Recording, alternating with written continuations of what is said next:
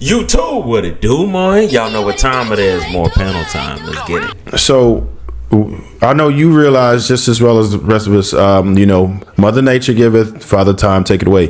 Father Time is undefeated.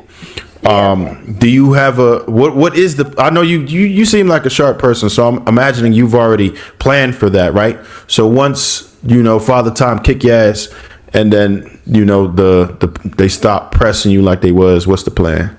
You think that's gonna happen, Trev? I know that's going to happen. Father Time is undefeated. It happens to us all. We can't help it. It's inevitable. Now you might have if you take care of yourself, you can prolong it. You can prolong it. You can prolong it. Wait. Hold on. Wait. So come here. The fact that she said you really think that's what's going to happen. And that tells you right there that a lot of these women have been completely lied to and are absolutely full of themselves. And they think they're going to have maximum options when they hit 50, 60, and 70 years old. Father Time is undefeated for men and women. I'm talking about on a serious level, the men are going to gradually stop coming. We know it's eventually going to happen. After Trev, we got to get so it's going to happen, right? It's inevitable. All of us are going to fade at some time, even the man, as much as we not like to believe it, right? So what's your plan for that? Because I know you got one. Plan as far as what, men are not on my body anymore? Yeah, when they be like, oh nah, she a little old. It really don't matter because men, how they feel about me doesn't validate who I am. It never has and never will. I like you, man. You lie a lot. I'm gonna be Rihanna regardless. Those men, and a lot of the men, their hairlines start right here. Bruh. A lot of the men, they're not homeowners. They're broke. So therefore, their opinions are very irrelevant to me. No. Okay, fuck all opinions. No. Wait. What the hell kind of response was that? She was triggered as hell. Hey, look here, what the fuck was that? What the problem is? Oh, a lot of the men's, their opinions don't matter to me, and their hairlines start back here. Man, what the hell kind of response was that? Yeah, I mean that was a I'm pissed, so now I'm about to piss on somebody else because you pissed me off. Yes! That was a response from a woman where she realized she had to accept the fact that these men are not going to be looking her way after some time, because they're going to be going after new women that look much, much better and are much more compliant. Because I told y'all the 3 U's that keep women single: being unpleasant, unattractive, and unfit. And Ray, you sounding unpleasant as hell, ma'am. Who hurt you? Wait. We going the wrong way. Wait. I just want to do one more thing.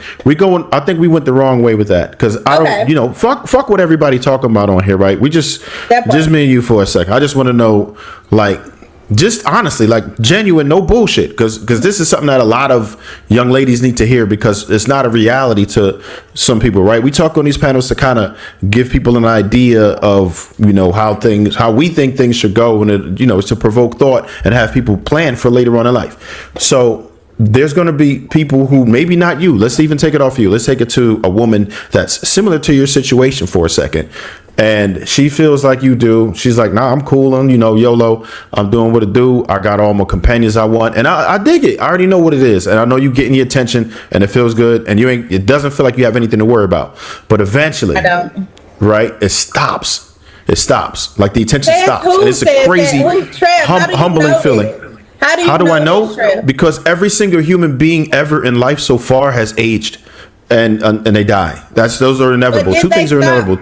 But did they stop becoming desirable before they died? Prime example. I'm gonna give you a prime example. Unless you plan on dying early. I live in LA, and I'm gonna tell you a cold, bad woman that walk around LA and can get any man, including you.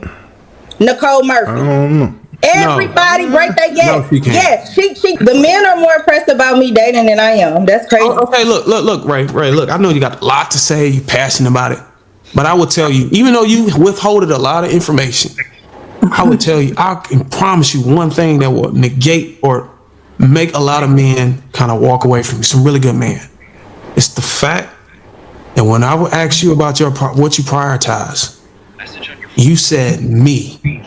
And men and women knowing that you have a child to raise, and that it's important to bring a father figure in that child's life, given the statistics, given the likelihood of his trajectory. The fact that your answer was to prioritize me over even considering the fact that this kid might need a father figure was one of the things that might be a chink on your resume whenever it comes to. See, the thing about it is, Darwin, you don't know a lot about my business. I didn't tell you the age of my child, and you don't know that he's an adult and he's training to be a Navy SEAL. And we cannot talk a lot about his business. You don't know that I had my son when I was a teenager, so you don't know my business. Hold on, let me finish, cause see, there you go. Y'all do a lot of assuming on this show.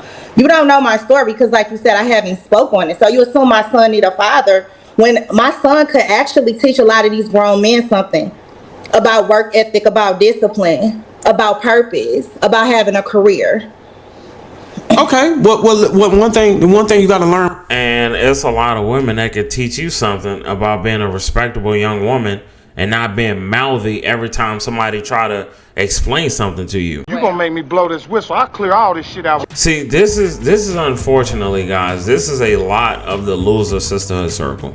A lot of these women they just combative as hell. Always got something to say, and this is why a lot of them are single as shit with no contenders for a serious long-term relationship. A lot of the young boys in our community do lack fathers.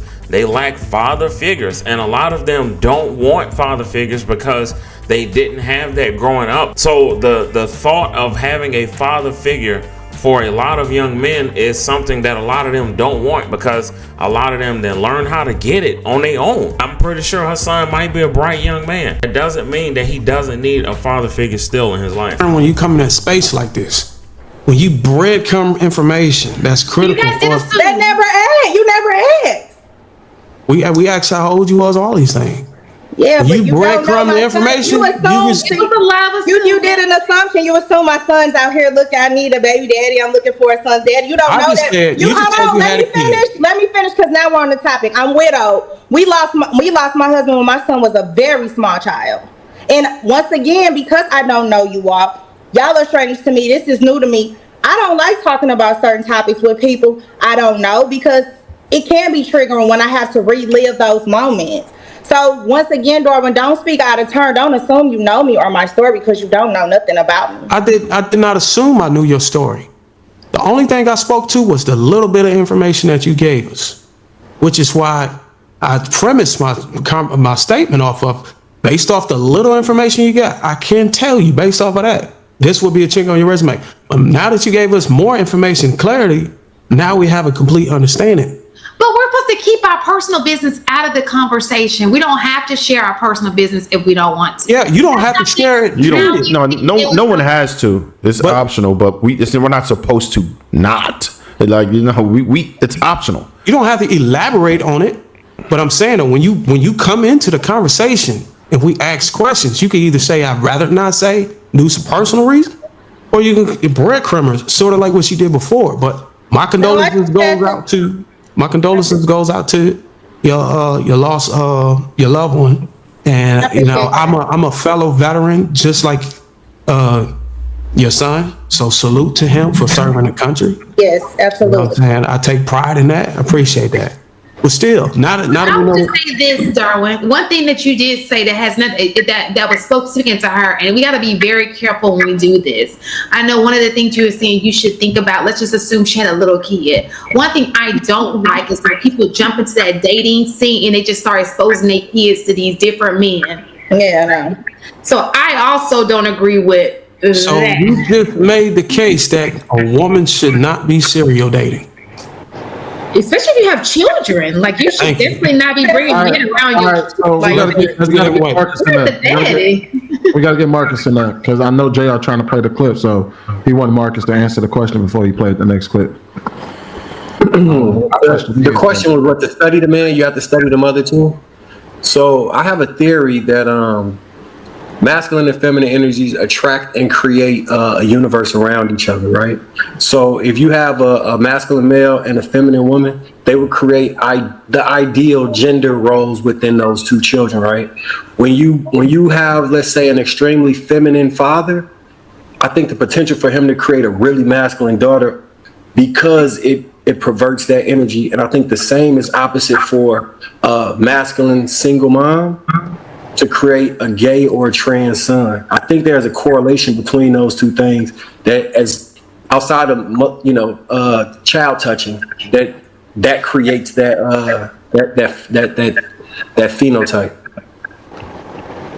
To the point earlier, I know y'all talked about a million different things, but yeah, I think there's a correlation there. Because I've seen, like, if you take a Dwayne Wade or it's like different celebrity, when you have a domineering woman and then they're dealing with a man who falls into somewhat of a submissive role, I think it's much easier to create a Zaya Wade in those type of scenarios.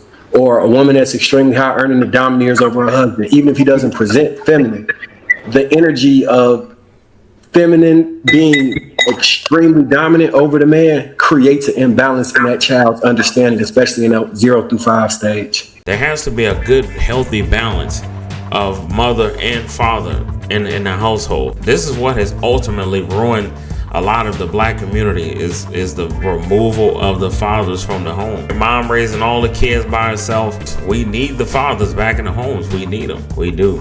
It's the only thing that's gonna save our community. But Ray is definitely toting around a lot of trauma, a lot of hurt. No, definitely condolences to her loved one. That still doesn't change the fact that her son doesn't need a father figure though. It still doesn't change the fact, because there are gonna be times when that young man is gonna come across things in his life that he simply does not understand, and having somebody to possibly help guide him in life. But overall, interesting conversation, man.